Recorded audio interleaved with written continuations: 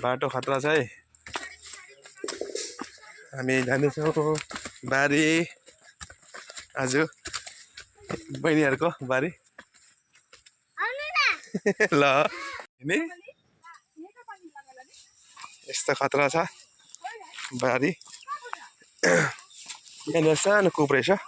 होइन आउन पानी चाहिँ छेउमै रहेछ। लु जाउँ जाउँ बाबु। पर बहिनीले हेर्दैछ हामीलाई। हेलो बहिनी गएछ। यस्तो छ बाटो। एकछिन एकछिन म आउँदैछु त। पापा छ त हौ जाउँ। किन रुनु भएको त अन्त नआउनु है मलाई। जाउँ। आज हामी आएको छौँ यहाँ नयाँ कमान परिवार काका काकीको परिवारको बारीमा घुम्नु लागि। निकै दिन ओ यहाँ छ ओइ एकछिन आवाज। यहाँदेखि हामी बारी जानेछौँ। ए बाबु भित्र नजाऊ के रोपेको छ होला। यहाँ आलु आलु आलु लगाएर नि यहाँ आलु यहाँ कुनिसकेको रहेछ। यहाँनिर वहाँनिर पर काका रहेछ। यहाँनिर अर्णव, यहाँ चाहिँ अर्णवको मम्मी, यहाँ चाहिँ बहिनी सोनाली बहिनी छ। यहाँ चाहिँ टमाटरको फुल लाग्दैछ एकदम। यो चाहिँ सानो देशी टमाटर फुल आएछ। अलिक दिन पछि यहाँ लटरम्मै लाग्ने रहेछ। फलेछ है। ए यता लाग्नु स्टार्ट गरेको रहेछ यहाँनिर। यहाँनिर चाहिँ म तपाईँलाई देखाउने छु। र यहाँनिर टमाटर लाग्नु सुरु भइरहेको छ। यहाँनिर सानो सानो टमाटर हुँदैछ। र यो चाहिँ एकदम देशी टमाटर। यो अर्ग्यानिक एकदम प्योर। यो गोबर मलले यहाँनिर हेर्नुहोस्। यहाँनिर सार गोबर मलले लगाएको छ। यहाँनिर तुरीहरू प्रायः फुलिसकेको रहेछ। यहाँनिर लसुन पनि लगाएको छ काकाले। यता चाहिँ सिमीहरू पुइको सागहरू थियो र अहिले सकिसकेको छ। टुसा पलाउँदैछ यहाँनिर भर्खर। भाजी साग काकाले लाउनु छर्नु भएको रहेछ।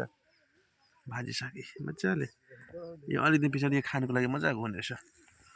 यहाँनिर चाहिँ कुप पानी यहाँबाट चाहिँ निकालेर यहाँ सागबारीमा लाउनुको लागि बनाएको छ मजाले काकाहरूले। र हामी अलिकति ढिलो भएछौँ। हेर्नुहोस् तरुल पनि छ।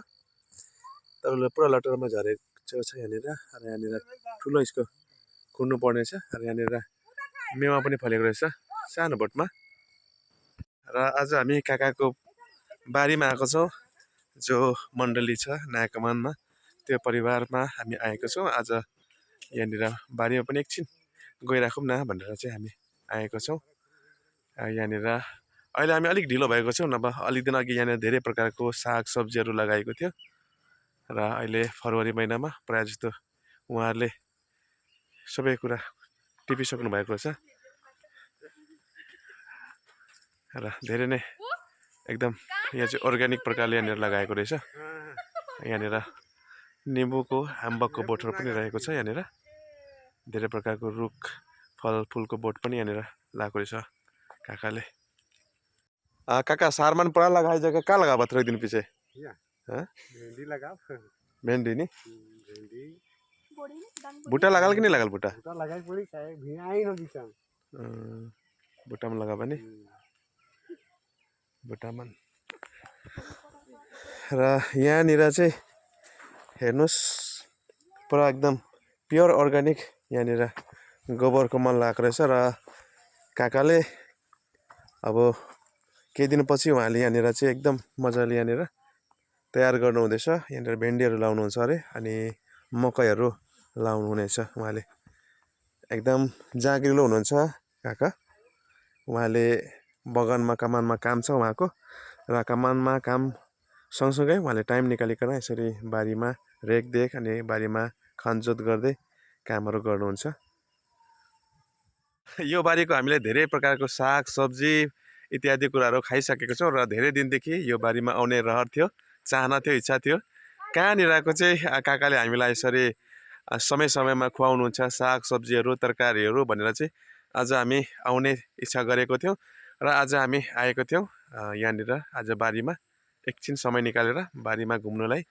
र हुन त अहिले ढिलो भयो अलिकति र हामी अलिक छिटो आएको भए सायद यहाँनिर धेरै प्रकारको हरियो हरियो सागसब्जीहरू हामीले यहाँनिर देख्नु पाइन्थ्यो, तर अलिकति ढिलो भयो। तैपनि केही छैन, हामी नेक्स्ट टाइममा म तपाईँलाई फेरि पनि देखाउनेछु यहाँनिर जब सागसब्जीहरू लगाएको हुन्छ अनि जब पनि यहाँनिर लटरममा विभिन्न किसिमको तरकारीहरू लगाएको हुन्छ त्यो समय म तपाईँलाई देखाउनेछु फेरि पनि। र गाइस आजको ब्लग यति नै। र पछि यहाँ अर्णव एकदमै बदमास गर्दैछ किनभने उसको बदमास गर्ने बानी छ। र गाइस यस्तो छ यहाँको ठाउँ, यहाँको जग्गाहरू।